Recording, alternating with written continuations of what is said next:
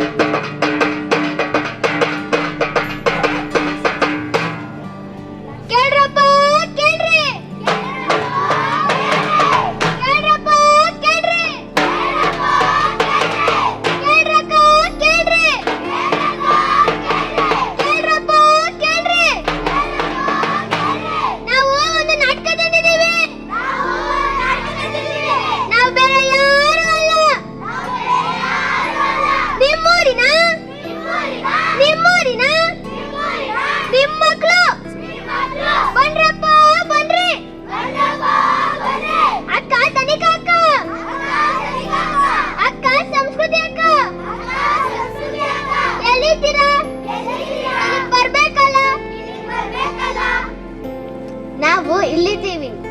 ಚೇತನ್ ಯಾಕಂದೆ ನಮ್ನ? ಅಯ್ಯೋ ಅದೊಂದು ದೊಡ್ಡ ಕತೆ, ಹೇಗೆ ಹೇಳಲಿ? ಏನೋ ಹೇಳ್ಬೇಕಂತ ಕರೆದು ಹೀಗೆ ಸುಮ್ನೆ ನಿಂತಿದ್ಯಾ? ನಾನ್ ಹೇಳಕ್ ಹೊರಟಿರೋ ವಿಷಯ, ಆದ್ರೆ ನಮ್ಮೂರಿನ ಜನರು ಅದನ್ನು ಸ್ವೀಕರಿಸ್ಬೇಕಲ್ಲ. ಊರಿನ ಜನರು ಸೇರಿದ್ದಾರೆ, ಹೇಳು. ನಮ್ಮೂರಿನ ನಾನ್ ಹೇಳಕ್ ಹೊರಟಿರೋ ವಿಷಯ, ನಮ್ಮೂರಿನ ಹುಡುಗರು ಏನ್ ಮಾಡ್ತಿದ್ದಾರೆ ಗೊತ್ತಾ?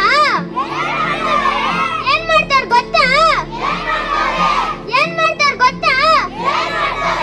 ನಾನ್ ಹೇಳಲ್ಲ, ನೀವೇ ನೋಡ್ಕೊಂಡ್ ಬನ್ರಿ. ರಮೇಶ ಇನ್ನೂ ಬಂದೇ ಇಲ್ವಲ್ಲ? ಅವನು ಬರೋದಿಲ್ಲ ಅಂತೆ.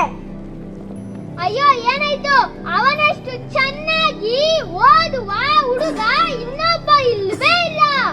ಹೌದು, ಚಂದ್ರಶೇಖರ್ ಸರ್ ಹೇಳಿಲ್ವೇ ಶಾಲೆಯಲ್ಲಿ ಅವನಷ್ಟು ಚೆನ್ನಾಗಿ ಓದುತ್ತಾನೆ ಅಂತೆ. ಅವನಷ್ಟು ಚೆನ್ನಾಗಿ ಓದುವ ಹುಡುಗ ಇನ್ನೊಬ್ಬ ಇಲ್ವೇ ಇಲ್ಲವಂತೆ. ಹೌದು ಹೌದು, ನೆನ್ನೆ ಅವ್ರ ಮನೆ ಹತ್ರ ಏನಾಯ್ತು ಗೊತ್ತಾ? ಏನಾಯ್ತು? ನಾನ್ ಹೇಳಲ್ಲ, ನೀನೇ ನೋಡ್ಕೊಬ. ಅಲ್ಲ ಕಣಕ್ಕ, ಮನೇಲಿ ಅಷ್ಟೊಂದ್ ಕಷ್ಟ ಅದೇ. ಅಯ್ಯೋ ಏನ್ ಮಾಡ್ಲಿ, ಎಲ್ಲ ನನ್ ಗ್ರಹಚಾರ. ನನ್ ಮಗನು ಆರ್ಗ್ಯಾರೆಲ್ಲ ಕಷ್ಟಪಟ್ಟು ದುಡಿತಿಲ್ವೇ? ಹಂಗ ಅನ್ಬಿಟ್ಟು ಓದೋ ಮಕ್ಳನ್ ಕೂಲಿಗೆ ಹಾಕಿದ್ರೆ ನಮ್ಗೆ ಒಳ್ಳೇದಾದತ್ತೆ. ದೇವ್ರು ಮೆಚ್ತಾನ? ಕೇಮೆ ನೋಡು. ನೆಲ ಕೆರ್ದು ಭೂಮ್ ತಾಯಿ ಸೇವೆ ಮಾಡೋ ಮಕ್ಳಿಗೆ ಓದೋದು ಬರೆಯೋದೆಲ್ಲ ಯಾಕೆ ಬೇಕು ಹೇಳು? ನೀನ್ ಹೇಳೋದನ್ನು ಸರಿನೇ ಅನ್ಸ್ತೈತೆ ತಕ. ನಾನು ಹೇಳ್ದಂತೆ ಮಾಡು. ಸರಿ ಕಣಕ, ನಾನು ನಿನ್ ಬರ್ತೀನಿ.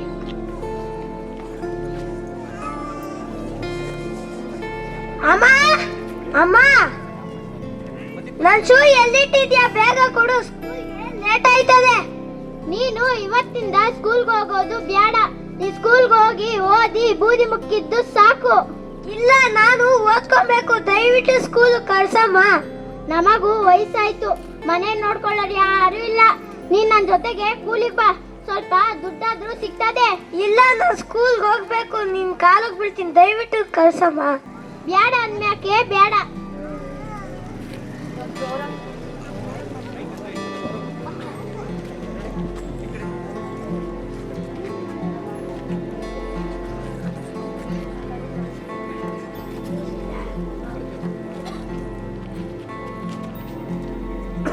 ನೋಡ್ರ ನಮ್ಮ ಶಾಲೆಗೆ ಹೋಗಿ ಅಂತ ಪೋಸ್ ಕೊಡ್ತಿದ್ದ. ಇವಾಗ ಕೊಡ್ಲಿ ನೋಡೋಣ. ನಾನು ಅವತ್ತೇ ಹೇಳಿದೆ ಸ್ಕೂಲ್ಗೆ ಬೇಡ, ನಮ್ ಜೊತೆ ಕೂಲಿಗೆ ಬಾ ಅಂತ.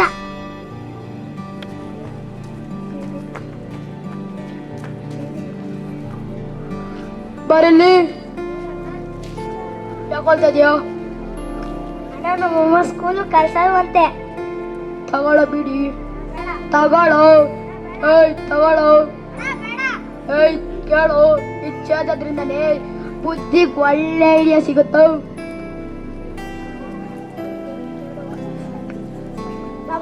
ಬರಕೋ ಬೇಡ, ತಗೊಳ್ಳೋ. ಅಣ್ಣ ಬೇಡ, ನೋಡು. ಅಣ್ಣ ಬೇಡ, ತಗೊಳ್ಳೋ. ಬೇಡ ಅಂದ್ಮೇಲೆ ಬೇಡ. ಕೇಳೋ, ಇದೆಲ್ಲ ಹಾಕೊಂಡಿದ್ದಾರೆ, ಅಷ್ಟು ದೊಡ್ಡ ಆಗಿರೋದು. ಇದೆಲ್ಲ ಕೆಟ್ಟದು, ಇವೆಲ್ಲ ಒಳ್ಳೆಯ ಅಭ್ಯಾಸ. ಯಾರು ಏನು ಹೇಳಲ್ಲ. ಇವಾಗ ವಿಚಾರಕ್ಕೂ ಯಾರು ಬರೋಲ್ಲ. ಇವಾಗ ನಮ್ಮ ಅಮ್ಮನ ಕಷ್ಟ ಆಗ್ಬೋದು, ನಾನೇ ದುಡ್ದು ನಾನೇ ಓದ್ಕೊಂಡು ನನ್ನ ಕಾಲ ಮೇಲೆ ನಾನು ಇಟ್ಕೊಂತೀನಿ.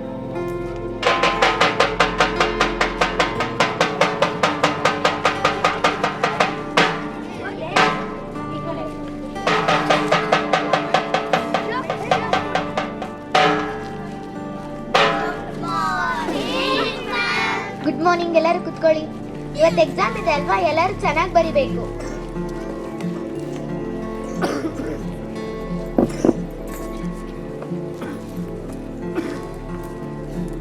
ಬರ್ಬೋದಾ ಮ್ಯಾಮ್? ಬಾ ರಮೇಶ, ಯಾಕೆ ಇಷ್ಟು ದಿನ ಬಂದಿರ್ಲಿಲ್ಲ? ಮ್ಯಾಮ್ ನಮ್ಮಮ್ಮ ಸ್ಕೂಲ್ ಕಳಿಸ್ತಾ ಇದ್ದಿಲ್ಲ, ಇವತ್ತು ಕಳಿಸಿದ್ರು. ಸರಿ, ಬಂದು ಕುತ್ಕೋ.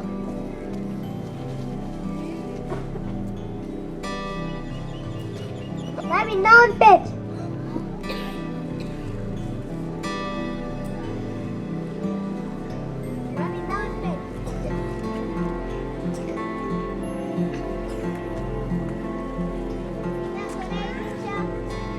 ಮ್ಯಾಮ್ ಇನ್ನೂ ಒಂದು ಪೇಜ್.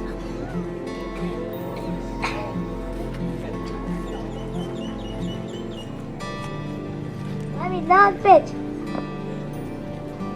ಕೊನೆ 2 ನಿಮಿಷ, ಎಲ್ಲರೂ ಬೇಗ ಬರೀರಿ. ಮ್ಯಾಮ್ ಇನ್ನೂ ಒಂದು ಪೇಜ್.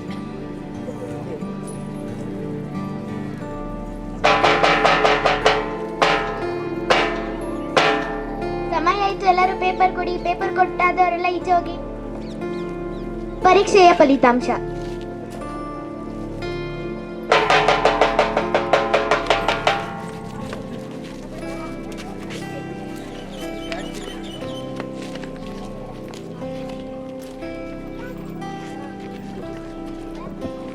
ಮಂಗಳಕ್ಕ, ಓ ಮಂಗಳಕ್ಕ, ಯಾರೋ ಕೂಗ್ತಿದಂಗ ಅವ್ರಲ್ಲ. ಆಚೆಗಡೆ ಯಾರೋ ಬತ್ತಿದಂಗ ಅವ್ರೆ. ನಾನು ನಿಮ್ಮ ಅಜ್ಜಣ್ಣ. ಓ ಮಂಜಣ್ಣ, ಏನ್ ಅಪರೂಪಕ್ಕೆ ಬಂದ್ಬಿಟ್ಟಿದ್ಯಾ, ಬಾ ಒಳಕ್ಕೆ. ಮಂಗಳಕ್ಕ, ಮಂಗಳಕ್ಕ, ನಿಮ್ ಮಗ ಪೇಪರ್ ಬಂದವ್ನೆ. ಅಯ್ಯೋ ನನ್ ಮಗ, ಪೇಪರ್ ನಾಗ ಬರೋದ ಕೆಲ್ಸ ಅದೇನ್ ಮಾಡೋಣಪ್ಪ. ಏ ಆಗಲ್ಲ ಮಂಗಳಕ್ಕ, ನಿಮ್ ಮಗ ಡಿಸ್ಕಿಷನ್ ಅಲ್ಲಿ ಬಂದವ್ನೆ. ಅಯ್ಯೋ ನನ್ ಮಗ, ಡಿಸ್ಕಿಷನ್ ಅಲ್ಲಿ ಬರೋ ಕೆಲ್ಸ ಅದೇನ್ ಮಾಡೋಣಪ್ಪ ದೇವ್ರೇ. ನೀವು ಅಮ್ಮಂಗೇನು ಅರ್ಥನೇ ಆಗಲ್ಲ ಭಾಷೆ. ಏ ಆಗಲ್ಲ ಮಂಗಳಕ್ಕ, ನಮ್ಮೂರಲ್ಲಿ ಪರೀಕ್ಷೆಯಲ್ಲಿ ನಿಮ್ಮ ಮಗ ಜಾಸ್ತಿ ಅಂಕ ತಕೊಳ್ಳವನೆ. ಓ ಹಂಗೋ. ನೋಡ್ದ ಮಂಗಳಕ್ಕ, ನಾವು ಇಷ್ಟ ದಿನ ತಪ್ಪಾಗಿ ತಿಳ್ಕೊಂಡಿದ್ದು. ರಮೇಶ, ನನ್ನ ಚಮ್ಸ್ಬಿಡಪ್ಪ, ಕೂಲಿಗೆ ಹಾಕು ಅಂತ ಹೇಳಿ ತಪ್ಪು ಮಾಡ್ಬಿಟ್ಟೆ. ನನ್ನ ಮಕ್ಳು ಸ್ಕೂಲ್ಗೆ ಸೇರಿಸಿ ಓದಿಸಿ ಒಳ್ಳೆ ವ್ಯಕ್ತಿ ಮಾಡ್ತೀನಿ. ಅದಕ್ಕೆ ಹೇಳೋದು ಮಂಗಳಕ್ಕ, ಓದ್ಕೋಬೇಕು ಅಂತ. ಸರಿ ಕಣಪ್ಪ, ಇನ್ಮೇಲೆ ನಾವು ಮಾತ್ರ ಶಾಲೆಗೆ ಬರಲ್ಲ, ಇನ್ಮೇಲೆ ನಮ್ಮೂರಿನ ಹುಡುಗರು ಸಹ ಬರ್ತಾರೆ. ಹೌದಾ? ನಾವು ಇನ್ಮೇಲಿಂದ ಶಾಲೆಗೆ ಹೋಗ್ತೀವಿ, ಬೀಡಿ ಪಾನ್ಪರಾಗ್ ಬಿಡ್ತೇವೆ. ದೊಡ್ಡವರೇ ನಮ್ಮನೆಗೆ ದುಡಿಸುವರಿ, ಬುದ್ಧಿ ಹೇಳುವ ದೊಡ್ಡವರೇ ನಮ್ಮನೆಗೆ ದುಡಿಸುವರಿ. ಓದಬೇಡವೇ ಬರೆಯಬೇಡವೇ, ಓದಬೇಡವೇ ಬರೆಯಬೇಡವೇ, ನಾಡಿನ ಪ್ರಜೆಗಳು ನಾವುಗಳು, ನಾಡಿನ ದೊರೆಗಳು ನಾವುಗಳು. ಬುದ್ಧಿ ಹೇಳುವ ದೊಡ್ಡವರೇ ನಮ್ಮನೆಗೆ ದುಡಿಸುವಿರಿ, ಬುದ್ಧಿ ಹೇಳುವ ದೊಡ್ಡವರೇ ನಮ್ಮನೆಗೆ ದುಡಿಸುವಿರಿ. ಬೆಳೆಯಬೇಡವೇ ನಲಿಯಬೇಡವೇ, ಬೆಳೆಯಬೇಡವೇ ನಲಿಯಬೇಡವೇ, ಶುದ್ಧವಾದ ಬದುಕಿನಲ್ಲಿ ಶುದ್ಧವಾದ ಶಾಲೆಯಲ್ಲಿ. ನಾಡಿನ ಪ್ರಜೆಗಳು ನಾವುಗಳು, ನಾಡಿನ ದೊರೆಗಳು ನಾವುಗಳು. ಬುದ್ಧಿ ಹೇಳುವ ದೊಡ್ಡವರೇ ನಮ್ಮನೆಗೆ ದುಡಿಸುವಿರಿ, ಬುದ್ಧಿ ಹೇಳುವ ದೊಡ್ಡವರೇ ನಮ್ಮನೆಗೆ ದುಡಿಸುವಿರಿ.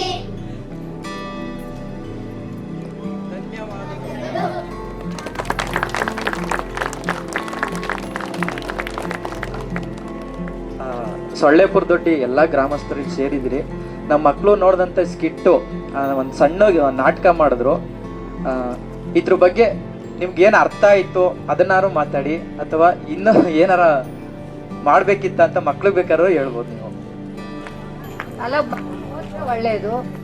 ಮಕ್ಳು ಓದಿದ್ರೆ ನಾಳೆ ಅವ್ರ ಕೆಲ್ಸಕ್ಕೆ ನಿಂತ್ಕೊಂಡು ಏನೋ ಅವ್ರ ಕಾಲ ಮೇಲೆ ಅವ್ರು ನಿಂತ್ಕೊಂಡು ದುಡ್ಕೊಂಡು ತಿಂತಾರೆ. ಇವಾಗ ನಾವು ಮನೇಲಿ ಹಾಕ್ಕೊಂಡು ಕೂಲಿ ನಾಲಿ ಮಾಡ್ತಾರೆ, ನಾಳೆ ಅವ್ರ ಭವಿಷ್ಯ ಏನಾಗ್ತದೆ, ಹಾಳಾಯ್ತದೆ. ಅದಕ್ಕೆ ನಾವು ತಾಯಿ ತಂದೆಗಳೆಲ್ಲ ನಿಂತ್ಕೊಂಡು ಓದಿಸಿ ಅವ್ರ ಒಳ್ಳೇದಲ್ವಾ. ಅದೇನೇ ಹೋಗಲ್ಲ ಮಾಡಲ್ಲ, ಅವ್ರಿಗೆ ಹೋಗು ಮಾಡು ಅಂತ ಹೇಳ್ಬೇಕು ತಾಯಿ ತಂದೆಗಳು. ತಾಯಿ ತಂದೆ ಹಿಂದೆ ಹಾಕೋತಾರೆ, ಅವು ಇದೆಯಾ ಇಲ್ಲ, ಒಂದು ಶಾಲೆಗೆ ಹೋಗಲ್ಲ, ಒಂದೇನು ಮಾಡಲ್ಲ.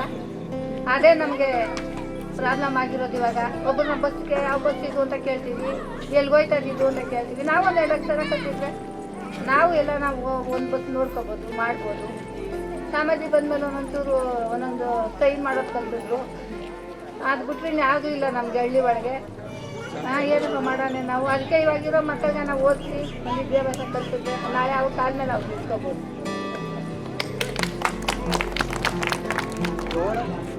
ಸರ್, ನನಗೇನನ್ಸ್ತಂದ್ರೆ ಇವಾಗ ಓದೋ ಮಕ್ಕಳನ್ನೆಲ್ಲ ತಂದೆ ತಾಯಿ ಕೂಲಿಗೆ ಹಾಕಿದ್ರೆ ಅವ್ರ ಭವಿಷ್ಯ ಹಾಳಾಗ್ಬೋದು. ಇವಾಗ ಓದಿ ಅವ್ರು ಮುಂದಕ್ಕೆ ದುಡಿದ್ರೆ ಅವರು ಮುಂದೆ ಅವ್ರ ಜೀವನ ಕಟ್ಕೋಬೋದು. ಮತ್ತೆ ಚೆಂದಾಗಿ ಓದೋದ್ರಿಂದ ನಮ್ಮಲ್ಲೂ ಬುದ್ಧಿ ಬೆಳೆಯುತ್ತೆ. ನಾವು ಓದ್ಬೇಕೇನಂದ್ರೆ ನಮ್ಮ ಜೊತೆ ಯಾವುದು ಬರಲ್ಲ ಮುಂದಕ್ಕೆ. ನಾವು ಓದಿದ್ರೆ ನಮ್ಮಲ್ಲಿ ನಾವು ಕಲಿಯೋ ವಿದ್ಯೆನೇ ನಾವು ಸಾಯೋವರೆಗೂ ಬರೋದು. ಅದಕ್ಕೆ ನಾವು ಓದಬೇಕು.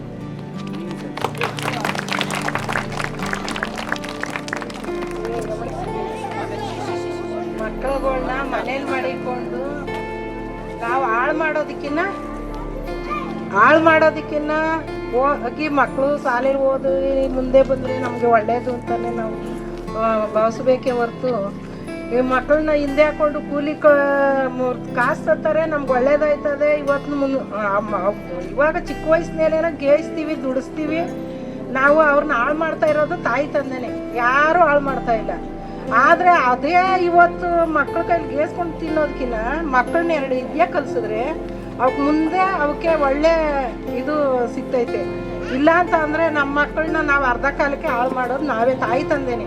ಬೀಡಿಗೆ ಈಗ ಮಕ್ಳು ಹೇಳ್ದೋ ಬೀಡಿ ಸೇದೋದು, ಸಿಗರೇಟ್ ಸೇದೋದು, ಪಾನ್ ಪರಕ್ ಹಾಕೊಳ್ಳೋದು, ಅಲ್ಲಿ ಇಲ್ಲಿ ಹೋಗಿ ಅದು ಇದು ಮಾಡೋ ನಡೀರೋ ಅಲ್ಲಿ ಮಾಡಿಕೊಂಡು ಇವತ್ತು 100 ರೂಪಾಯಿ ಸಂಪಾದನೆ ಮಾಡ್ತಾರೆ. ಅವ್ರದ್ದು 100 ಆಯುಷ ಕಮ್ಮಿ ಆಗಿರ್ತದೆ. ಮಕ್ಕಳಿಗೆ 100 ಆಯುಷ ಕಮ್ಮಿ ಆಗಿರ್ತದೆ. ಅವತ್ತಿನ ದಿವಸ ಏನಾಯ್ತದೆ ಅಂತಂದರೆ ನಮ್ಮ ಮಕ್ಕಳು ಅರ್ಧ ಕಾಲಕ್ಕೇನೆ ಹಾರ್ಟ್ ಅಟ್ಯಾಕ್ ಆಯಿತು, ಅದು ಬತ್ತು ಇದು ಬತ್ತು ಅಂತ ಹೇಳ್ತೀವಿ ಮಕ್ಕಳಿಗೆ. ಈಗ ನಮಗೇನೆ 60 ವರ್ಷ 50 ವರ್ಷ 40 ವರ್ಷಕ್ಕೆ ಶುಗರ್ ಬಂದ್ಬಿಡ್ತು. ಮಕ್ಕಳಿಗೆ ಅನಂತರದಲ್ಲಿ ಇವಾಗ ನಾವು ಹಾಳು ಮಾಡ್ತಾ ಇರೋದ್ರಿಂದ ಅವ್ರಿಗೆ 30 ವರ್ಷಕ್ಕೆ ಶುಗರ್ ಬರ್ತದೆ. ಯಾಕೆಂದ್ರೆ ಪಾನ್ ಪರಾಕ್ ಹಾಕೋದ್ರಿಂದ, ಬೀಡಿ ಸೇರ್ತಾ ಇರೋದ್ರಿಂದ, ಅವ್ರು ಯಾವ್ದು ಅಭ್ಯಾಸ ಯಾವುದು ಮಾಡ್ಕೊಂಡವ್ರು ನೋಡು, ಅದರಿಂದಾನೇ ಅವ್ರಿಗೆ ನಾವಾಗಿ ತಾಯಿ ತಂದೆಯಾಗಿ ಅವ್ರನ್ನ ಹಾಳು ಮಾಡ್ತಾ ಇರೋದು. ಯಾರು ಹಾಳು ಮಾಡ್ತಾ ಇಲ್ಲ. ಆದರೆ ಮಕ್ಕಳುಗಳು ತಿಳ್ಕೊಬೇಕಾಗಿರೋದೇನಂದ್ರೆ ತಾಯಿ ತಂದೆ ಎಷ್ಟೇ ಹೇಳಿದ್ರು ಮಕ್ಕಳು ಕೇಳಬೇಡ್ದು. ಈಗ ಒಂದು ಮಗ ಹೇಳ್ತು, ಅಮ್ಮ ನಾನು ಸ್ಕೂಲ್ಗೆ ಹೋಗ್ತೀನಿ ಅಂತ, ಅದೇ ಥರ ಎಲ್ಲ ಮಕ್ಕಳು ಅದೇ ಥರ ಸ್ಕೂಲ್ಗೆ ಹೋಗಿ ಒಳ್ಳೆ ಇದು ಕಲ್ತ್ರೆ ತಾಯಿ ತಂದೆಗೆ ಎಷ್ಟೇ ಕಷ್ಟ ಬಂದರೂ ಮಕ್ಕಳು ಅದನ್ನು ಬಿಡಬಾರ್ದು, ಓದಬೇಕು. ಅವಾಗ ಇವಾಗ ನೋಡಿ ನಾವು 2 ಮಕ್ಕಳು ಹಾಳಾಗಿ ಹೋಗ್ಬಿಟ್ಟು. ಯಾಕೆಂದ್ರೆ ಇದೇ ಥರ ಮಕ್ಕಳು ಹೇಳಿದಕ್ಕೆ ನನ್ನ ಮಕ್ಕಳು ಇವತ್ತು ಕೂಲಿ ಮಾಡ್ತಾರೆ. ಅವರು 17 ವರ್ಷದ ಮಗ ಹೋಗಿ ಕೂಲಿ ಮಾಡ್ತಾನೆ, 6 ವರ್ಷದ ಮಗ ಇಲ್ಲೆಲ್ಲ ಇಟ್ಟಾಡ್ತಾವನೆ, ಬೀಡಿ ಸೇರ್ತಾನೆ, ಸಿಗರೇಟ್ ಸೇರ್ತಾನೆ, ಎಲ್ಲ ಮಾಡ್ತಾವನೆ. ಅದಕ್ಕೆ ಆ ಥರ ಯಾವ ಮಕ್ಕಳನ್ನ ಮಾತ್ರ ಹಾಳಾಗಿ ಹೋಗ್ಬೇಡ್ರಿ, ಚೆನ್ನಾಗಿ ಓದ್ರಿ, ಮುಂದೆ ಬನ್ರಿ. ನಮ್ಮಂಥವ್ರಿಗೆ ತಿಳುವಳಿಕೆಯಿಂದ ಇದ್ದವ್ರಿಗೆ ತಿಳಿಸಿ ಹೇಳ್ರಿ. ತಾಯಿ ತಂದೆಗೆ ಬೇಕಾದ್ರೆ ನೀವೇ ಹೊಡೆದಿ ಬುದ್ಧಿ ಹೇಳಿ ನೀವು ಮುಂದೆ ಬಂದರೆ ಅವತ್ತಿನ ದಿವಸ ನೋಡಿ ಪ್ರಜೆಗಳಿಗೆಲ್ಲ ನೀವು ಒಂದು ಮಾದರಿಯಾಗಿ ನಿಂತ್ಕೊಂತೀರ. ಇಲ್ಲ ಅಂತಂದರೆ ಹಾಳಾಗೇ ಹೋಗ್ತೀರ ಅಷ್ಟೇ. ಚೆನ್ನಾಗಿ ಅವತ್ತಿನ ದಿವಸ ನೀವು ಮಕ್ಕಳು ಅಂತ. ಇವಾಗ ನಮ್ಮ ಮಕ್ಕಳು ನೋಡಿ, ಈಗ ಇಲ್ಲಿ ಸೊಳ್ಳೆಪುತ್ತೊಂಡಿಯಿಂದ ಆಶ್ರಮಕ್ಕೆ ಬಂದಿರೋ ಮಕ್ಕಳು ಒಂದು ಸ್ವಲ್ಪ ಏನಾನ ನಮ್ಗೊಂದು ಪೇಪರ್ ತಗೊಬಂದ್ರೆ ಓದಕ್ಕೆ ಬರ್ತಾ ಇಲ್ಲ. ಯಾರನ್ನು ಸೈನ್ ಮಾಡ್ರಿ ಅಂದ್ರೆ ಓಡೋಗಿ ಇದು ನೋಡ್ರಿ ಏನೋ ನಮಗೆ ಗೊತ್ತಿಲ್ಲ ಅಂತೀವಿ. ಸೈನ್ ಮಾಡ್ರಿ ಅಂದ್ರೆ ನಾವು ಸೈನ್ ಮಾಡಿಕೊಡ್ತಾ ಇದ್ದೀವಿ. ಅದು ಏನಕ್ಕೂ ಇದ್ದಿಲ್ಲ, ಅವ್ರು ಏನು ಬೇಕಾದರೂ ಮಾಡಿಸ್ಕೊಂಡು ಹೋಗ್ಬೋದು. ಅದೇ ನಮ್ಮ ಮಕ್ಕಳು ಕೈ ಕೊಟ್ಟರೆ ಇದಿಂಥದ್ದು ಅಂತಂದ್ರೆ ಹೌದಾ ಅದು ಅಂಥದಾ ಅಂತ ಕೇಳ್ತೀವಿ. ನಾವಿಲ್ಲಿ 40 ಜನ ಅವತ್ತಿನ ದಿವಸ 40 ಜನ ಇದ್ರೆ 40 ಜನ ಒಂದು ಸೈನ್ ಮಾಡಲಿಲ್ಲ. ಸಾಮಾಜಿಕರು ಬಂದು ನಮಗೆ 40 ಜನ ಇವತ್ತಿನ ದಿವಸ ಎಂಥವ್ರು ಒಂದು ಸೈನ್ ಮಾಡ್ತೀವಿ. ಬರೀ ಸೈನ್ ಏನಕ್ಕೂ ಆಗಲ್ಲ. 2 ವಿದ್ಯೆ ಕಲ್ತಿದ್ರೇನು ನಾವು ಮುಂದೆ ಬರಬೇಕಾದ್ರೆ, ಇಲ್ಲ ಅಂತಂದ್ರೆ ಏನೂ ಆಗಲ್ಲ. ಸಾಮಾಜಿಕರು ನಮ್ಗೆ ದೇವರಾಗಿ ಬಂದು ಅವತ್ತು ನಮ್ಗೆ 2 ವಿದ್ಯೆ ಕಲ್ತಿರೋದಕ್ಕೆ ಇವತ್ತು ಎಂಥ ನಾವು ಏನು ಒಂದು ವಿದ್ಯೆ ಕಲಿತಾ ಇದ್ದವ್ರು, ಬುದ್ಧಿ ಕಲಿತಾ ಇದ್ದವರು ಅವತ್ತಿನ ದಿವಸ ಇವತ್ತು ಹೋಗಿ ಒಂದು ಪೊಲಿಟಿಷನಲ್ಲಿ ನಿಂತ್ಕೊಂಡು ಮಾತಾಡ್ತೀವಿ. ಒಂದು ಎಲ್ಲಿ ಇದಕ್ಕೆ ಹೋಗ್ಬಿಟ್ಟು ಬಂದಿರ್ತೀವಿ. ಇವತ್ತು ಹೋಗ್ಬೇಕು ಅಂದ್ರೆ ಹೋಗಿರ್ತೀವಿ. ಆದರೆ ಇವತ್ತಿನ ಕಾಲದಲ್ಲಿ ನೀವು ಏನು ಮಾಡೋಕ್ಕಾಗಲ್ಲ. 2 ವಿದ್ಯೆ ಕಲೀರಿ ಮಕ್ಕಳುಗಳು. ಆವಾಗ ನೀವು ಇವತ್ತು ಎಂತ ಹೋಗಿ ಬರ್ತೀವಿ ಅನ್ನೋದು ಧೈರ್ಯ ಅದೇ. ಏದ್ರಿಂದ ಅಂತಂದರೆ ನಮ್ಮ ಸಾಮಾಜ್ಯರಿಂದ ನಾವು ಇವತ್ತು ಅಷ್ಟು ಇದು ಮಾಡ್ತಾ ಇದ್ದೀವಿ. ಇಲ್ಲ ಅಂತಂದ್ರೆ ನಾವು ಏನು ನೋಡಕ್ ಹೋಯ್ತಿರ್ಲಿಲ್ಲ, ಮಾಡಕ್ ಹೋಯ್ತಿರ್ಲಿಲ್ಲ, ಬರಕ್ ಹೋಯ್ತಿರ್ಲಿಲ್ಲ. ಇಷ್ಟು ಮಾತ್ರ ಬಂದು ನಾವು ಕಾಲ ಮೇಲೆ ನಾವು ನಿಂತ್ಕೊಳಕ್ಕೂ ನಮ್ಗೆ ಸಾಧ್ಯ ಇರಲಿಲ್ಲ. ಆದ್ರೆ ಮಕ್ಕಳು ಈ ಥರ ನಮ್ಮ ಥರ ಆಗಕ್ಕೆ ಹೋಗ್ಬೇಡ್ರಿ, ಕೂಲಿ ಮಾಡಬೇಡ್ರಿ. ಹೇಳ್ತಾರೆ ಅರ್ಧ ಜನ ಏನೋ ಹೇಳ್ಬಿಟ್ರು, ಅವ್ರು ಹೇಳ್ಬಿಟ್ಟು ಹೋಗಪ್ಪ ಇವತ್ತು ಅವ್ರ ಮನೆಗೆ ಅಂತಾರೆ. ಆ ಮಾತು ಕೇಳಿದ್ರೆ ಮಾತ್ರ ನಾವು ಯಾವತ್ತೂ ಉದ್ಧಾರ ಆಗೋಕ್ಕೆ ಚಾನ್ಸೇ ಇಲ್ಲ.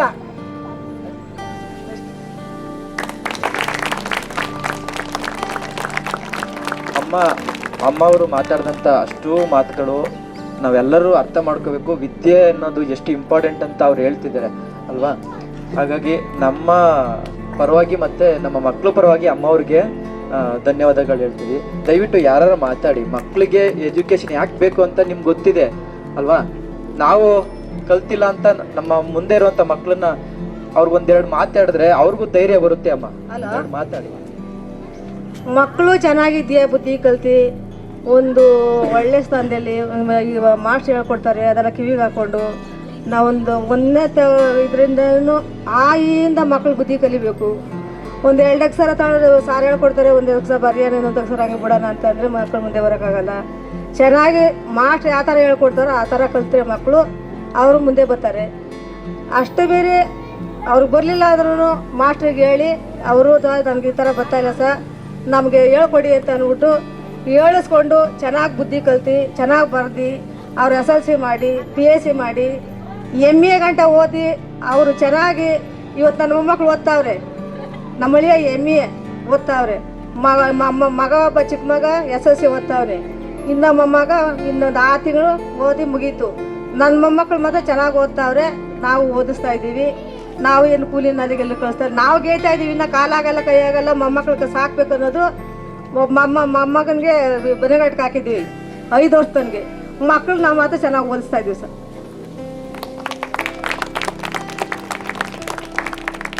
ಅಮ್ಮ ಅವರು ಹೇಳಿದಂಥ ಮಾತುಗಳು ಸತ್ಯ. ಯಾಕಂದ್ರೆ ಈರುಳಿಗ ಜನಾಂಗದಲ್ಲಿ ಅತಿ ಹೆಚ್ಚು ಮಕ್ಕಳು ಎಜುಕೇಶನ್ ಒಳಗಡೆ ಹೋಗ್ತಾ ಇಲ್ಲ ಅಲ್ವಾ. ಬರೀ 7ನೇ ಕ್ಲಾಸು 5ನೇ ಕ್ಲಾಸು 3ನೇ ಕ್ಲಾಸ್ಗೆಲ್ಲ ಡ್ರಾಪ್ ಔಟ್ ಆಗ್ತಿರೋಂಥ ಎಷ್ಟೋ ಜನರು. ನಮಗೊಂದು ಆಸೆ ಇರೋದು ಈರುಳಿಗ ಕಮ್ಯುನಿಟಿನಲ್ಲಿ ಸ್ವಲ್ಪ ಜನರು, ನಮಗೆ 100% ಹೋಗಿಲ್ಲ ಅಂದರೆ ಅಲ್ಲಿ 1-2% ಜನ ಮಕ್ಕಳಾದರೂ ಹೈಯರ್ ಎಜುಕೇಶನ್ ಒಳಗಡೆ ಹೋದರೆ ಅವರ ಬದುಕು ಒಂದಷ್ಟು ಬದಲಾಗುತ್ತೆ ಅನ್ನೋದು ಅಮ್ಮವ್ರು ಹೇಳಿದಂಥ ಮಾತು ಸತ್ಯವಾದ ಮಾತು. ತುಂಬ ಸಂತೋಷ ಆಯಿತು. ಸೊ ನಿಮ್ಮೆಲ್ಲರಲ್ಲೂ ಒಂದು ಕಳಕಳಿ ಪ್ರಾರ್ಥನೆ ಏನಂದರೆ, ಈ ವರ್ಷ ಅಥವಾ ಲಾಸ್ಟ್ ಇಯರ್ ಮಾದೇಶ ಪದ್ಮ ಎಲ್ಲ ಯಾವಾಗ ಸೇರ್ಕೊಂಡಿದ್ದು?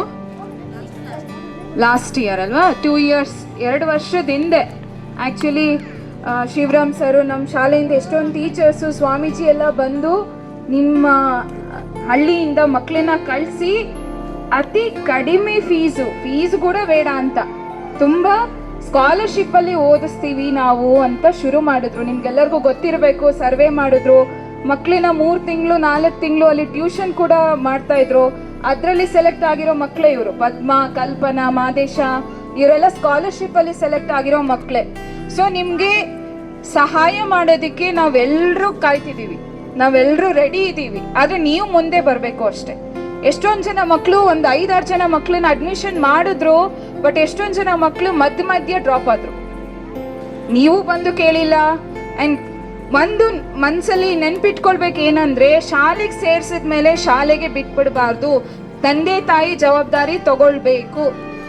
ನೀವು ಬಂದು ಪ್ರಶ್ನೆ ಮಾಡಿದ್ರೇನೆ ಶಾಲೆಯಲ್ಲಿ ಎಲ್ಲ ರೀತಿಯಲ್ಲಿ ಸೌಲಭ್ಯ ಸಿಗೋದು. ಶಾಲೆ ಮುಂದೆ ಇದೆ, ಶಾಲೆ ರೆಡಿ ಇದೆ, ನಾವೆಲ್ಲರೂ ರೆಡಿ ಇದ್ದೀವಿ ನಿಮಗೆ ಸಹಾಯ ಮಾಡೋದಕ್ಕೆ. ಆದರೆ ನೀವು ಮುಂದೆ ಬರಬೇಕು. ನನ್ನ ಮಗು ಇವತ್ತು ಬರ್ತಾ ಇಲ್ಲ, ಹುಷಾರಿಲ್ಲ, ನನ್ನ ಮಗುಗೆ ಈ ಥರ ರಜೆ ಬೇಕು, ನನ್ನ ಮಗುಗೆ ಈ ಥರ ಹೆಲ್ಪ್ ಮಾಡಿ, ನನ್ನ ಮಗುಗೆ ಏನು ಓದ್ತಾ ಇಲ್ಲ ಮನೇಲಿ ಬಂದಮೇಲೆ, ಈ ಥರ ಬಂದು ನೀವು ಟೀಚರ್ಸ್ ಜೊತೆ ಮಾತಾಡಬೇಕು. ನೀವು ಮಗು ಬಂದಿಲ್ಲ ಹೋಗಲ್ಲ ಅಂತಂದರೆ ಬಿಟ್ಬಿಡ್ತೀರಾ. ಮಗು ಹಠ ಮಾಡುತ್ತೆ ಶಾಲೆಗೆ ಹೋಗಲ್ಲ ಅಂತ, ಆದರೆ ನೀವು ತಂದು ಬಿಡಬೇಕು ಪ್ರತಿದಿನ. ನೀವು ಆ ಥರ ಜವಾಬ್ದಾರಿ ತಗೊಂಡ್ರೆ ನೀವು ಶಾಲೆಗೆ ಮಕ್ಕಳು ಬರೋದನ್ನ ದಿನ ನೋಡ್ಕೊಳ್ಳಿ. ಇನ್ನು ಮಿಕ್ಕಿದನ್ನ ನಾವು ನೋಡ್ಕೊಳ್ತೀವಿ. ಮಗುಗೆ ಓದಿಸೋದು ನಾವು ನೋಡ್ಕೊಳ್ತೀವಿ, ಪ್ರತಿದಿನ ಮಗು ಶಾಲೆಗೆ ಬರೋದು ನೀವು ನೋಡ್ಕೊಳ್ಳಿ. ಸೊ ಈ ಥರ ಇಬ್ಬರು ಒಟ್ಟಿಗೆ ಕೆಲಸ ಮಾಡಿದ್ರೇನೆ ಮಗುಗೆ ವಿದ್ಯಾಭ್ಯಾಸ ಸಿಗೋದಕ್ಕೆ ಸಾಧ್ಯ. ಸೊ ದಯವಿಟ್ಟು ಪ್ರಾರ್ಥಿಸ್ಕೊಳ್ತಿದ್ದೀವಿ, ನಿಮ್ಮೆಲ್ಲರ ಹತ್ರನೂ ಕೇಳ್ಕೊಳ್ತಾ ಇದ್ದೀವಿ, ಮಗು ಶಾಲೆಗೆ ಬರೋ ಥರ ನೋಡ್ಕೊಳ್ಳೋದು ನಿಮ್ಮ ಕರ್ತವ್ಯ. ಈಗ ಅಡ್ಮಿಷನ್ ಶುರು ಆಗಿದೆ. ನಾನು ಎಷ್ಟೊಂದು ಜನ ಮಕ್ಕಳನ್ನ ನೋಡ್ತಾ ಇದ್ದೀನಿ, 4 ವರ್ಷ 5 ವರ್ಷ ಈ ಥರ ಮಕ್ಕಳೆಲ್ಲ ಇದ್ದಾರೆ. ಈಗ ನರ್ಸರಿಗೆ ಅಡ್ಮಿಷನ್ ಶುರು ಆಗ್ತಾ ಇದೆ. 4 ವರ್ಷ ಮಗುಗೆ ತುಂಬಿರಬೇಕು. ಯಾವುದೇ ಮಕ್ಕಳಿಗೆ 4 ವರ್ಷ ತುಂಬಿದೆ ದಯವಿಟ್ಟು ಅಡ್ಮಿಷನ್ ಮಾಡಿಸಿ. ಅದಕ್ಕೆ ನಮ್ಮ ಶಾಲೆ ನೀವು ನರ್ಸರಿಯಲ್ಲಿ ಸೇರಿದ್ರೆ 10ನೇ ಕ್ಲಾಸ್ವರೆಗೂ ಇಲ್ಲೇ ಇದೆ, ಎಲ್ಲೂ ಹೋಗೋ ಅವಶ್ಯಕತೆನೂ ಇಲ್ಲ. ಅದಕ್ಕೆ ಆದಷ್ಟು ನರ್ಸರಿಯಿಂದನೇ ಮಕ್ಕಳು 4-5 ವರ್ಷ ಇರುವಾಗಲೇ ಸೇರಿಸಿ 1ನೇ ಕ್ಲಾಸಿಗೆ 6 ವರ್ಷ ಇರಬೇಕು. ನೀವು ಒಂದು ಸಲ ಇಲ್ಲೇ ಇದೆ, ಪಕ್ಕದಲ್ಲೇ ಇದೆ, ಹತ್ರ ಹಳ್ಳಿ, ನೀವೇ ಅದ್ರದ್ದು ಸೌಲಭ್ಯ ಪಡ್ಕೊಳ್ತಿಲ್ಲ ಅಂತಂದ್ರೆ ಅದೊಂಥರ ದುಃಖದ ವಿಷಯನೇ. ಬೇರೆ ಬೇರೆ ಕಡೆಯಿಂದ ಬರ್ತಿದ್ದಾರೆ, ಹಾರೋಹಳ್ಳಿ, ಜಿಗಣಿ, ಬನ್ನೇರಘಟ್ಟದಿಂದ ಎಲ್ಲ ಬರ್ತಿದ್ದಾರೆ. ನಮ್ಮ ಪಕ್ಕದಲ್ಲಿರೋ ಹಳ್ಳಿ ಮಕ್ಕಳೇ ಬರ್ತಿಲ್ಲ ಅಂತಂದ್ರೆ ತುಂಬಾ ಬೇಜಾರಾಗುತ್ತೆ. ಸೊ ಮಕ್ಕಳನ್ನ ಕರ್ಕೊಂಡು ಬನ್ನಿ, ಅಡ್ಮಿಷನ್ ಮಾಡಿಸಿ. ಈಗ ಶುರುವಾಗಿದೆ, ಕೇಳಿ ಏನು ಅಂತ, ಎಷ್ಟು ವಯಸ್ಸು, ಏನೇನು ಕೊಡಬೇಕು, ಫೀಸ್ ಬಗ್ಗೆ ಯೋಚನೆ ಮಾಡಬೇಡಿ. ನಿಮ್ದು ಇನ್ಕಮ್ ಸರ್ಟಿಫಿಕೇಟ್ ಇದೆ, ನಿಮ್ದು ಕಷ್ಟ ಸುಖ ಖಂಡಿತವಾಗ್ಲೂ ಸ್ವಾಮೀಜಿಗೆ ಗೊತ್ತಿದೆ. ಸೊ ಬಂದು ನೀವು ಮುಂದೆ ಆ ಒಂದು ಜವಾಬ್ದಾರಿ ತಗೊಳ್ಬೇಕು. ಮಕ್ಕಳನ್ನ ಸ್ಕೂಲಿಗೆ ಸೇರಿಸುವಂಥ ಜವಾಬ್ದಾರಿ ನೀವೇ ತಗೊಳ್ಬೇಕು, ಇನ್ಯಾರೂ ತಗೊಳಕ್ಕಾಗಲ್ಲ.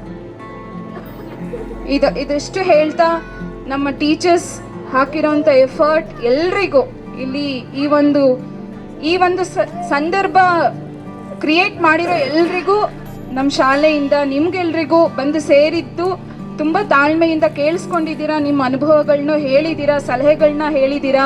ಅಲ್ಲಿ ನಮ್ಮ ಯುವಕರು ಇದ್ದಾರೆ, ನಮ್ಮ ದೇಶದ ಯುವಕರು ಇದ್ದಾರೆ. ಸೊ ಅವರಿಗೂ ಕೆಲವು ಸಂದೇಶ ಹೋಗಿದೆ ಅಂತ ತಿಳ್ಕೊಳ್ತೀನಿ.